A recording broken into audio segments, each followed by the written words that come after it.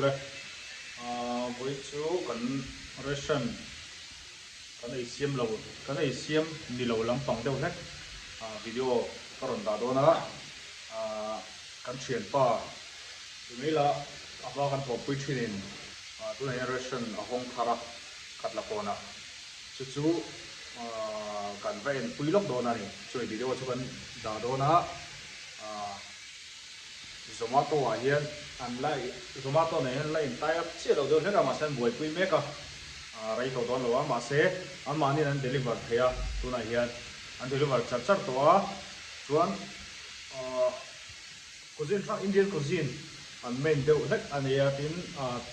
lại thế cái này ăn chi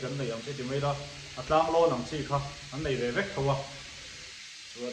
hết à price atang hết à biryani laksa paratha yang vel thek kan nei veka du zo ma chuan in lo vai ve do nia menu te karon da chuan description a hian an number karon da pokanga chuta chuan in du zo ma chuan in lo be do nia lo do ve tho do nia location vel de po chiang de min karon da tu rangai la ole in lo do ve tho do nia all some kong pui an mai a son no mani cái chuyện đó nè tôi hiện hay khát là bồn nào cái nào mấy cả hay khát là bồn lái tập pha nè xua nín lái té anh ấy ta lái té ô tôi đang phải chở lũ trâu nó chết hả anh ấy ta tôi là restaurant tất cả đi nông pha restaurant thì anh ấy ta nè Indian cuisine nó mà dining thì take away deliver thế này thì thấy biết cả cái lại thì hay bị cái ta ăn restaurant chút chúng ta ăn lúa cháo chun đó này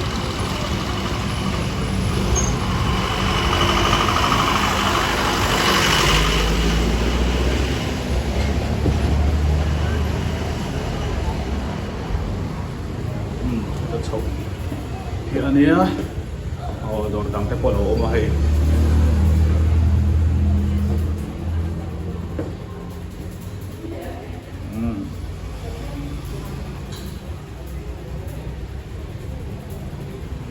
đi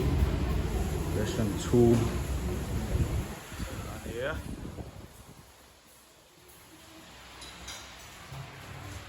chỗ đó lỗ nữa number akan description là hiện cái đó xem xem bao nhiêu number kan chuan đủ tao order thấy đó này mỗi khóc mày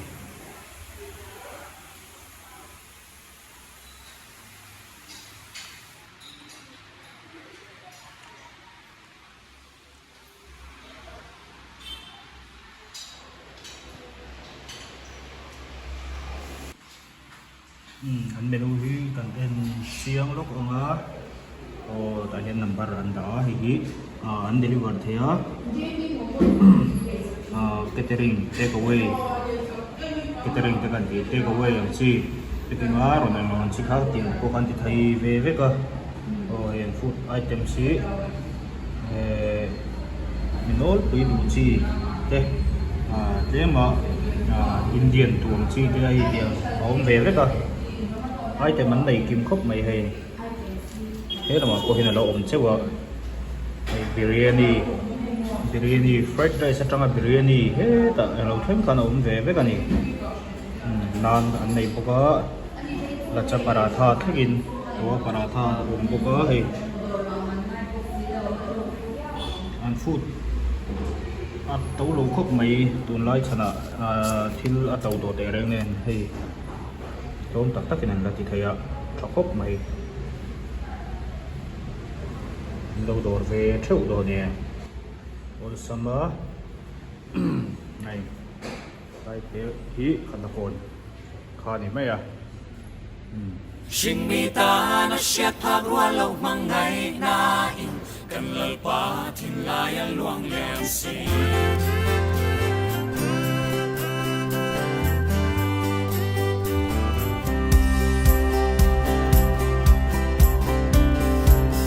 tin lai lung rualin a shrei du lai te kan zai pa